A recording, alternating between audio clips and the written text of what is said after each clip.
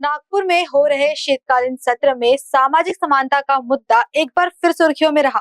आमदार अमित गोरखे ने आरक्षण प्रणाली में अ, ब, क, ड उपवर्गीकरण लागू करने की मांग की ताकि सभी जातियों और उपसमूहों को उनका उचित हक मिल सके। गोरखे ने कहा कि उपवर्गीकरण से न सिर्फ समानता बढ़ेगी बल्कि सामाजिक न्याय भी सुनिश्चित होगा। नमस्कार सगळ्यांना कल्पना आहे की 1 ऑगस्ट 2024 रोजी सुप्रीम कोर्टानं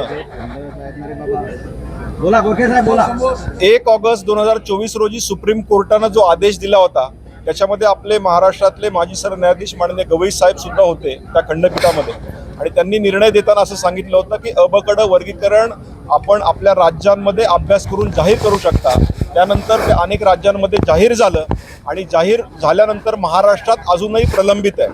डॉक्टर बाबासाहेब आंबेडकरांना अपेक्षित असलेल्या समानतेचा न्याय या अबकड वर्गीकरणातून पूर्ण होईल म्हणून आम्ही या ठिकाणी माझे मित्र अंतापूरकरजी आणि मी या ठिकाणी आंदोलन करतोय। माननीय मुख्यमंत्री देवेंद्रजी फडणवीस या विषयात सकारात्मक आहेत। याआधी त्यांनी दोनदा आपल्याला माहिती त्यांनी सांगितलं की आम्ही अबकड वर्गीकरण लवकरात लवकर लागू करू, जाहीर करू, पण आज अनंत बदर समिती ज्या अबकड वर्गीकरणासाठी गठीत केली आहे त्यांचं काम कुठेतरी स्लो आहे आणि त्यामुळं आरक्षण लांबत चाललंय अशी आमचा असा अभ्यास आहे। त्यामुळं आज रस्त्यावर आज अनेक ठिकाणी महाराष्ट्रात अबकड वर्गीकरणासाठी आंदोलन होत आहेत, परंतु आज हाच आवाज आम्ही विधानसभा आणि विधान परिषदेमध्ये उचलण्यासाठी आम्ही पायऱ्यावर बसलोय।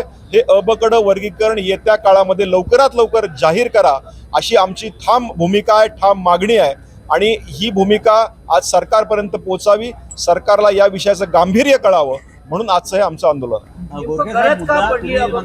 अबकड वर्गीकरण करा, तुम्ही सत्ताधारी आमदार आहात, मग मुख्यमंत्र्यांसोबत किंवा शिक्षण मंत्र्यांसोबत हा विषय बोलून तुम्ही सॉल्व्ह करू शकत नाही। माननीय मुख्यमंत्र्यांनी या विषयाची बैठक घेतली। 59 जातीतले सर्व प्रतिनिधी त्या बैठकीला सह्याद्री अतिथीगृह इथे उपस्थित होते आणि या बैठकीमध्ये त्यांनी सांगितलं की आम्ही लवकरात लवकर हे आरक्षण लवकरात लवकर जाहीर करू, पण येणारी निवडणूक असेल किंवा अनंत बदर समितीची दिरंगाई असेल, ही दिरंगाई वाढत चालली आहे आणि त्यामुळे जनतेचा रोष खऱ्या अर्थानं आमच्यापर्यंत आमदार म्हणून पोहोचतोय।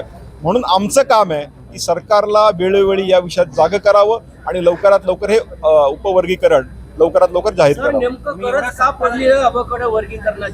आज जो समतेचा न्याय आहे, आज 59 जातींपर्यंत सर्व स्तरावर खऱ्या अर्थानं जो डॉक्टर बाबासाहेब आंबेडकरांना अपेक्षित असलेला जो घटक आहे खऱ्या अर्थानं तिथपर्यंत पोहोचलेला नाहीये आणि आज हे आरक्षण सर्व स्तरापर्यंत जर पोहोचलं तर सर्वांमध्ये समानता येईल म्हणून हे आरक्षणाची गरज वाटते। कुठल्या जातीला फायदा होईल आणि कुठल्या जातीला याचा नुकसान होईल? यात सगळ्या जातींना फायदा होईल। आज 59 जाती आहेत, 59 जातींमध्ये बौद्ध आहेत, मातंग आहेत, महार आहेत, त्याचबरोबर चर्मकार आहेत, ढोर आहेत, अनेक जाती आहेत, पण या जातींमध्ये सर्व स्तरांपर्यंत वंचितांपर्यंत हा न्याय पोचावा म्हणून हे आमचं प्रयत्न आहे आणि हा पोचेल अशी आमची अपेक्षा आहे। न्याय पोचावा असं तुम्ही म्हणाले, पण 59 जातीपैकी कोणाला असं अडवण्यात आलं का बाबा तुम्ही त्या आरक्षणापासून तुम्ही वंचित राहा म्हणून? कुणाला अडवण्यात आल्यापेक्षा अभ्यास गट आमचा जो निर्माण झाला होता किंवा जो खंडपीठाने निर्णय दिलाय त्याच्यामध्ये अनेक अशा सबकास्ट आहेत की ज्यांच्या घरात शिक्षण पोचलेलं नाही,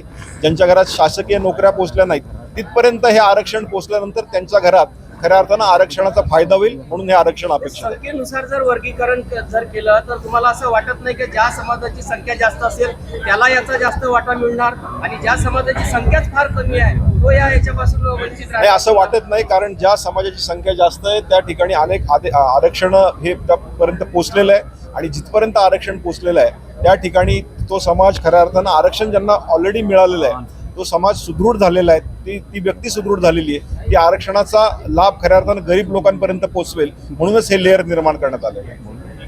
प्राइम एक्सोटिका सैलून अब धर्मपेट में,